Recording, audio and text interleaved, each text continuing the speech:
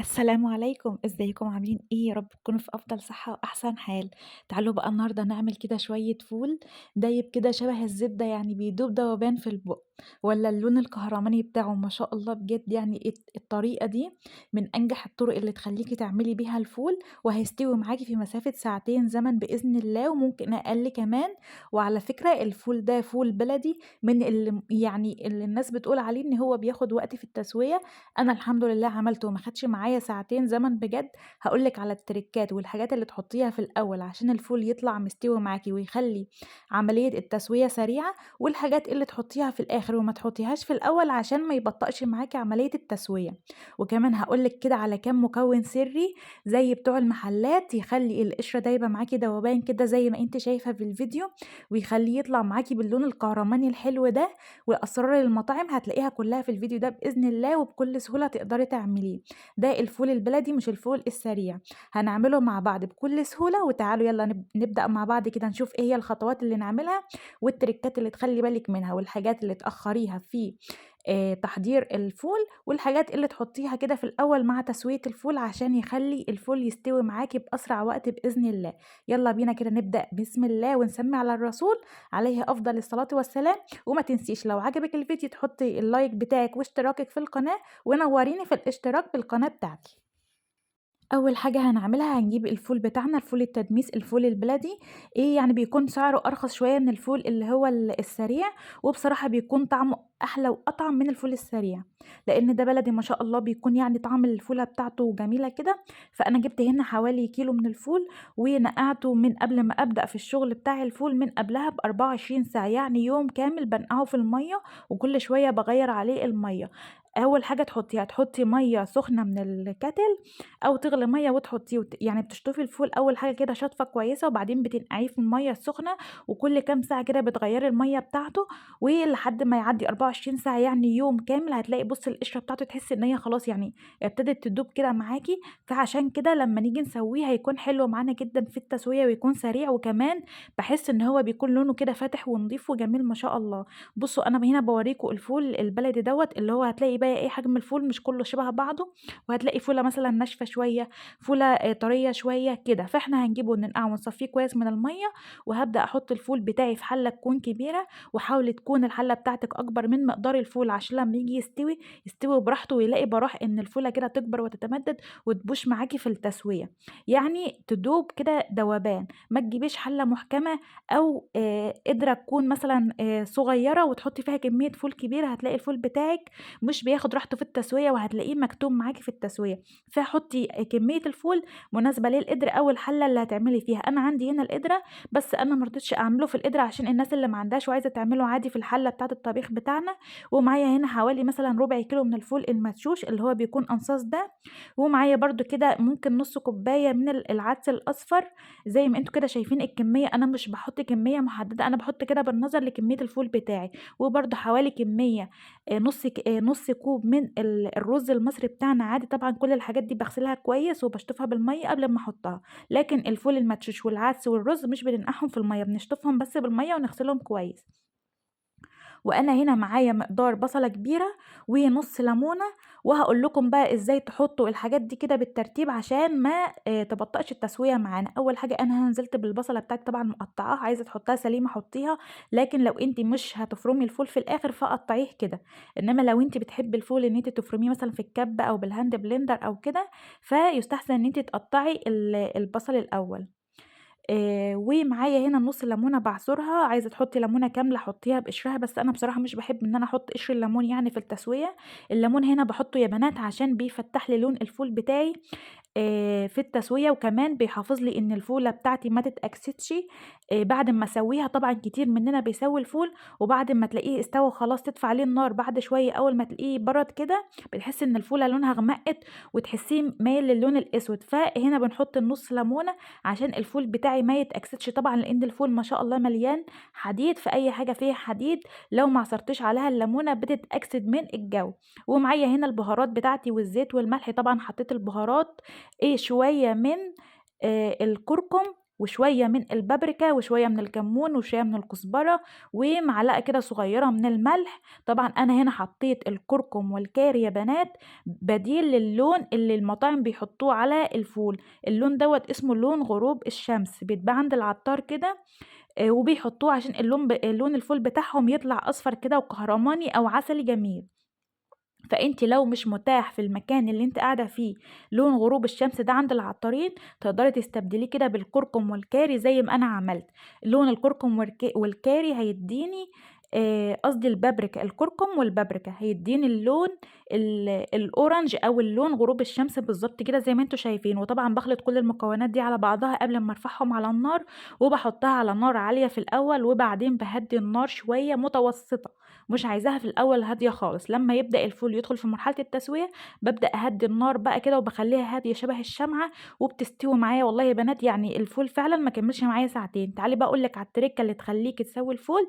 اول حاجه ان احنا حطينا معلقتين الزيت دول بيخلوا القشره بتاعه الفول تستوي معانا بشكل اسرع. وكمان ما حطيناش الطماطميه في الاول، لو خدتوا بالكم انا كنت بشاور لكم ما تحطوش الطماطميه دلوقتي لان الطماطم هتبطئ من عمليه تسويه الفول.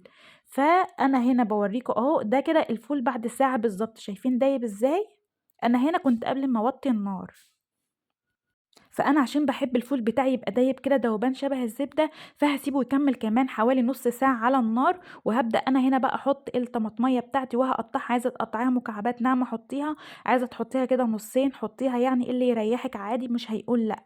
فانا هنا يا بنات حطيت الطماطميه بعد ما الفول خلاص يعني يعتبر 90% او 95% استوى. وانا هنا كنت بدات احط الملح بتاعي لان نسيت احطه في الاول مع البهارات. او يعني بصراحه انا بحب احط الملح يعني قرب ما الحاجه تيجي تستوى كده واطفى عليها النار، مش بحب يعني احطه في الاول دايما معظم الاكل، فبحط الملح في الاخر. زي ما انتوا شايفين انا حطيت يعني كميه بسيطه جدا من الملح، ما حبيتش احدق الفول كله التحديق اللي هي الملح المظبوط بتاع الاكل اللي هنيجي ناكله بيه، لان انا مثلا ببقى عايزه اعمل وصفات كتيره بالفول هتشوفوها باذن الله معايا في فيديو تاني هنزله ليكم كمان كام يوم. فبحب ان انا احط ملح بسيط كده كمادة حافظة للفول مش اكتر، لكن لما يعني وقت تحديق الفول لما باجي اسويه او اعمل طرق فيه مختلفة فحطيت كده ملح بسيط كده. لو انت عايزة تحدقي الفول بتاعك كله يبقى جاهز على الاكل يعني اعمليه براحتك كده مش هيجرى اي حاجة. فانا هنا خلاص حطيت الملح وهسيبه بقى يكمل التسوية بتاعته وهطفي عليه بعد نص ساعة. وده هنا خلاص الفول بتاعي بعد ما استوى تماما وبقى دايب كده شبه الزبدة وبيدوب دوبان. ببدأ هنا بعد ما برد برضو ببدأ ان انا بقى اجيب الكياس بتاعتي واغلفه. شوفوا يا بنات بعد ما برد اهو ولا اكسد ولا غير لون ولا اسود ولا اي حاجة. يعني دي تقريبا كان بعدها يعني بكام ساعة كده لما برد. أنا بقى كنت يعني بعد صلاة الفجر وكده كنت قُلت بقى أمّا أعبيه وأعينه في الفريزر قبل ما أنام. فخلاص بعد ما برد تمامًا باجيب كده كيس من أكياس اللي هم بتوع التلاجة دول، وباجيب كده أي كوباية أو أي دُرَع أحط فيه الكيس، وأبدأ أعبي كده بالراحة على حسب المقدار اللي أنا هاحتاجه للمرّة اللي هاعمل فيها الفول يعني. وباخلّص بقى كل الكمية بتاعتي كده في الأكياس، عايزة تعينيها في علب من اللي هي العلب البلاستيك بتاعة التفريز دي عينيها، عايزة تعينيها في أكياس عينيها يعني براحتك عادي جدًا مش هيجرى أي حاجة. و بتقفلي الكيس كويس طبعًا وبتخرّجي منه الهوا، والعلبة برضه لو هتعمليها في علب بتخرّجي منها الهوا كويس. وبعد ما بتبرد برضه عشان ما ينفعش نحط الحاجة في أكياس أو في العلب وهي سخنة، وما ينفعش برضه ندخّل الحاجة وهي سخنة الفريزر، فبنقفل كده كويس بعد ما يكون الحاجة بردت تمامًا ونعبّيها ونكيّسها ويبقى معانا أحلى فول. اعتمدوا الطريقة دي بجد هتعجبكم جدًا، وإن شاء الله تدعوا لي كده لمّا تجرّبوها. فأنا هنا هابدأ أعبّي بقى كل الكمية بتاعتي وآخُدها على طول أعينها في الفريزر، وكل أمّا أحتاج هاسحب كيس كده بكل سهولة من غير أي تعب ولا تكلفة ولا أي حاجة. طبعًا أنتم عارفين دلوقتي بيدّيكِ بقى كبش أو 2 كده في كيس في المطعم ويقول لِك ب10 ب20 جنيه. أنا بصراحة يعني بقى لي أكتر من كام سَنة أهوّة مش باشتري فول خالص، باعمله دايمًا في البيت بالطريقة دي، وبإذن الله هيطلع حلو معاكم ومش مُكلّف خالص. يعني لو جيتِ تحسبي التكلفة في الآخر هتلاقي اللي أنتِ دفعتيه في تمن الفول وشوية عدس صغيّرين عندِك متبقيين مثلًا آخر الشهر، شوية رُز صغيّرين برضه متبقيين، على كام معلقة من الزيت، على كام معلقة من الملح، والبهارات موجودة عندِك أكيد، فهتلاقي التكلفة في الآخر مش يعني مش محصّلة مثلًا تمن 10 أكياس من اللي أنتِ هتشتريهم مثلًا في أول 10 أيام في الشهر. فبجد أنتِ اعملي الطريقة دي في البيت هيكون موفّر وحلو جدًا كمان. أنتِ ضامنة كل حاجة في الفول، ولا هتجيبي بقى فول وتلاقي فيه سوس، لإن في بجد مطاعم كان زمان كده قبل يعني ما كنت أبدأ إن أنا أعمل فول، كنا لمّا نجيب فول من المطعم كنت يعني بصراحة كنت قرفت من الفول وكرهت الفول بسبب إن كنت بالاقي المطعم بيبيع الفول طبعًا بيجيب فول نوعية رديئة عشان يكسب فيه، وكان بيحطه كمان بالصوص بتاعه، ما كانش حتى يعني بينقّيه أو يشيل منه مثلًا الصوص بحيث إن الفول يبقى نضيف، لأ كان بيحطه بالصوص بتاعه بجد.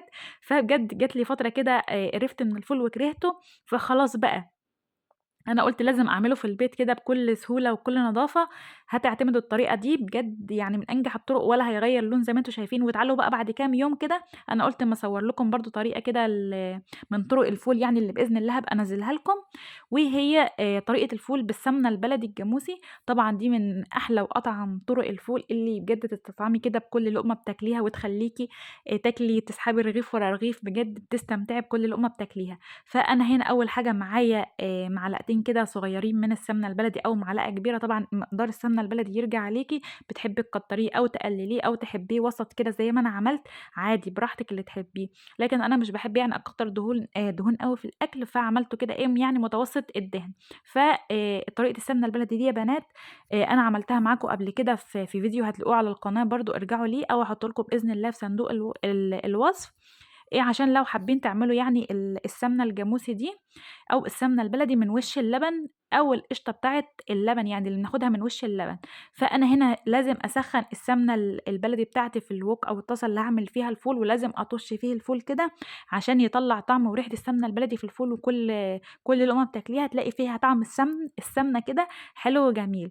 فهنا يا بنات أنا بابدأ إن أنا أخلّي كده الفول بتاعي ياخد تشميعة كده كويسة مع السمنة البلدي، وباحط ملح بس مع طريقة الفول دي يا بنات، الفول بالسمنة البلدي أو بالزبدة مش بياخد أي بهارات نهائي، بياخد ملح بس، ليه؟ عشان طعم السمنة البلدي أو الزبدة اللي أنتِ حاطاه يفضل ظاهر وقوي كده في الفول بتاعِك، لكن لو حطيتِ بهارات حتى لو ذرة كمون صغيرة، هتلاقي طبعًا طعم الكمون هو اللي غطى على السمنة بتاعتِك، فيُستحسن إن أنتِ ما تحطيش أي بهارات، أنتِ بتستكفي بس بالملح وصدقيني هيطلع طعمه يعني فوق الوصف والخيال بجد. اعملي الطريقة دي وبإذن الله هتعجبِك، وشايفين بقى يا بنات ده الفول بتاعنا أهو بعد كام يوم بعد أمّا خرّجته من التفريز وسِبته فَك يعني برّه الفريزر كام ساعة، ولسه محتفظ بنفس اللون بتاعه الكهرماني الجميل، ولا غيّر لون ولا أكسد ولا اسوَد ولا أي حاجة، ليه؟ عشان الحاجات اللي إحنا حطيناها في الأول مع بعض اللي هي الليمون والخل و الزيت طبعًا بنحطه برضه في الأول عشان يسرّع معانا عملية التسوية، والليمون والخل بيخلّي التسوية برضه جميلة كده وسريعة ولون الفول فاتح وما يغمقش منِّك ولا يأكسد حتى لو احتفظتِ بيه عينتيه كده في ظرف المطبخ بتاعتِك في برطمانات مش هيأكسد ولا هيسوَد منِّك. تعالي أقول لِك على طريقة كده لحفظ الفول بتاعِك، بس استنوا أنا هنا حطيت كده كام مكعب من الزبدة برضه مع السمنة عشان أنا باحب أعمله بالطريقة دي. لو أنتِ مش عايزة تحتفظي بالفول بتاعِك في الفريزر وتفرّزي الكيس وترجعي تفكيه تاني وتحطيه زي ما أنا عملت، تقدري لو عندِك برطمانات من الزجاج لازم تكون زجاج، تقدري تعبّي فيها الفول وهو لسه سخن، ما تستنيش بقى لمّا يبرد، هتعبّي بيه الفول وهو لسه سخن وتحتفظي بيه في البرطمانات في ظرف المطبخ عادي جدًا، تقعد معاكِ شهر و2 و3 مش هيجرى لها أي حاجة، بس أهم حاجة البرطمان بتاعِك يكون نضيف ويكون زجاج ويكون تعقّميه بالمَيّة السخنة قبل ما تعملي تحطّي فيه الفول يعني، وزي ما قُلت لِك تحطّي الفول وهو سخن وتقومي قافلة البرطمان بتاعِك وتقومي قالبة البرطمان على الغطا كده لتحت عشان لمّا تيجي تفتحيه يدّيكِ التَّكة كده إيه زي بتاعة المصانع والشركات. وأنا هنا خلاص كنت باغرف الفول بتاعي كده في أطباق، وطبعًا زوّدت طبق لإن الطبق ده كده رايح لحد من الحبايب يعني من الجيران، أنا لمّا باحب أعمل حاجة كده حلوة باحب يعني إيه أهادي برضه كل اللي حواليّا وأدوّقهم من الحاجة اللي أنا باعملها. فأنا هنا بابدأ أهرس الفول كده بالشوكة يا بنات، لإن أنا باحب الفول بالذات يعني بالسمنة أو الزبدة باحب إن هو يكون مهروس، وطبعًا في وصفات للفول بنخلّي فيها حباية الفول سليمة أو صحيحة زي ما هي، وفي وصفات أو طرق تانية للفول بيكون الحباية كده مهروسة ودايبة عشان يبقى طعمها جميل وماشي مع الوصفة اللي أنتِ عملتيها.